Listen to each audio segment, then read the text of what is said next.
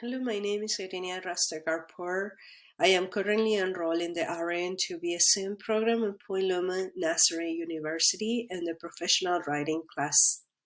My research project was on healthcare system failing mental health clients. So I asked myself, is the healthcare system failing mental health clients?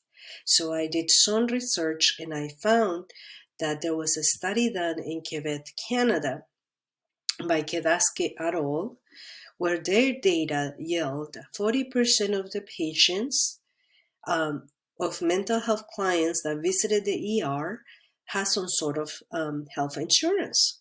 You know, in Canada, a lot of the patient has mental health has healthcare insurance. So I said to myself, I have to compare this data with the data in the US. So I researched in the Center for Disease Control and Prevention website.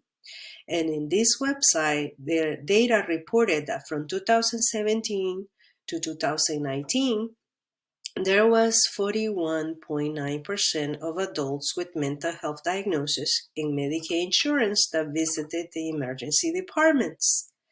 So when comparing the two data, I concluded that hospitals and emergency departments continues to provide healthcare services for mental health clients in crisis at minimum or no cost. However, many hospitals and taxpayers are absorbing these expenses caused by recurrent visits. Another way the healthcare system works to serve mental health clients is, for example, a new Bill 1152, which requires the hospitals to provide homeless patients with mental illness with a safe discharge. In the discharge, they have to provide food and shelter resources, bus pass, and emergency medical services. So, is this what they are providing enough to help and prevent the overcrowdedness on the emergency department, the frequent visits, and the cost? Is the cost the only problem? So I found two more potential problems that could be caused by the failure of the mental health to the mental health population from the healthcare system. So one of them is decreased quality of care that could force these patients to self-medicate and treat. And the other one is compassion fatigue in healthcare workers in the emergency department. So risk for decrease the quality of care that could force the patients to self-medicate or treat. I found three barriers. The number one barrier was the diagnosis. So there was a study done by Kedasket et al. In 2020 that found that patients that are frequently visiting the emergency room has a diagnosis of anxiety, depression, and schizophrenia. And then I said to myself, okay, these diagnoses could potentially put these patients at risk for drug misuse if they're not properly treated.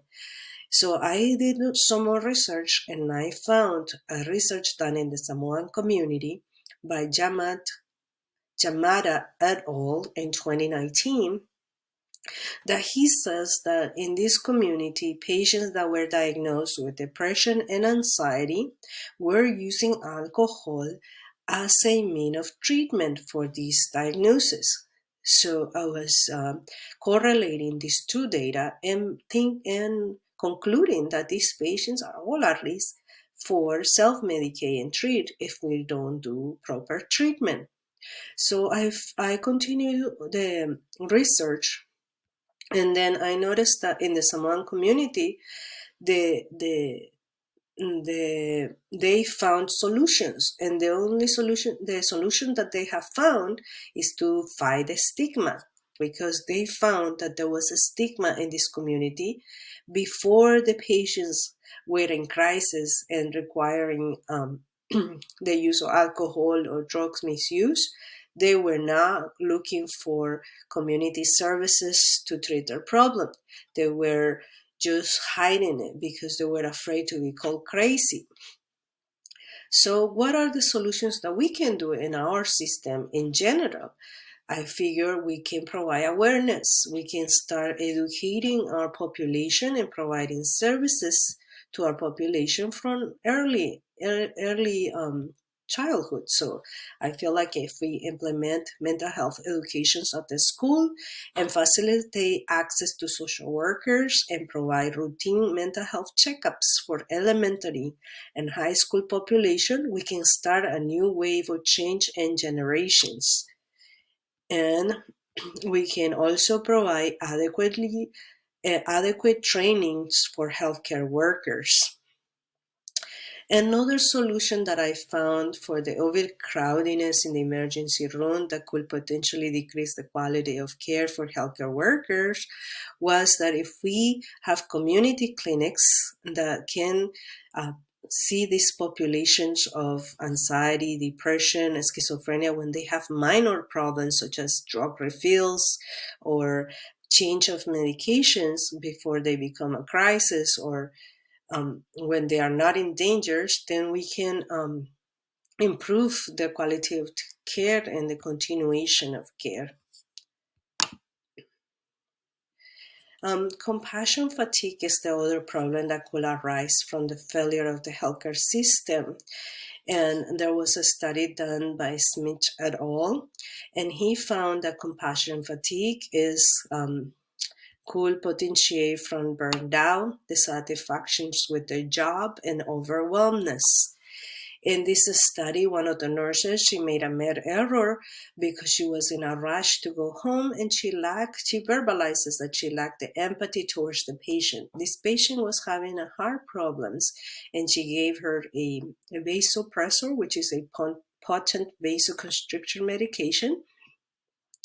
And when she went back to check on the computer, the doctor has discontinued this medication. And Smith et al. Also says that this nurse was able to overcome compassion fatigue by going through debriefing. So she was able to verbalize what happened and find out that she actually was suffering from compassion fatigue. Another potential problem is that there is an increase of workplace violence during COVID-19 pandemic. This incident increased from 1.24 to 2.53 in 1,000 patients in the past year. This is according to Sut et al. In 2022 study. So if there are one school intuit that the increase in workplace violence was due to the increased wave of mental health crisis during COVID-19. So I feel that one of the solutions to compassion fatigue could be implementing debriefing in the workplace, implementing self-care, and identifying when one has compassion fatigue, and providing support groups. In conclusion, the healthcare systems has tried to provide care for many healthcare patients in crisis by providing insurance, establishing bills such as the 1152 that protects homeless and provides resources for an excellent transition to the community. However, this is insufficient to prevent complications such as decreased quality of care for mental health clients at the ER, and minimizes the risk of substance misuse as an outing or treatment. In addition, compassion fatigue has not been addressed enough, and the multiple or frequent revisits from mental health clients in crisis places the nurses at risk for workplace violence. Frequent exposure to traumatic event increases the risk of compassion fatigue and minimizes the quality of care of these clients. One way to fight against mental health crisis with the frequent ER visits is to start educating the community to reduce the stigmas and provide community services and clinics available to all generations to receive treatments and resources. Educating nursing on standard care for mental health patients in crisis, and conversely, the compassion fatigues could be addressed by educating nurses and providing programs for debriefing and educating nurses on how to identify and treat their compassion fatigue.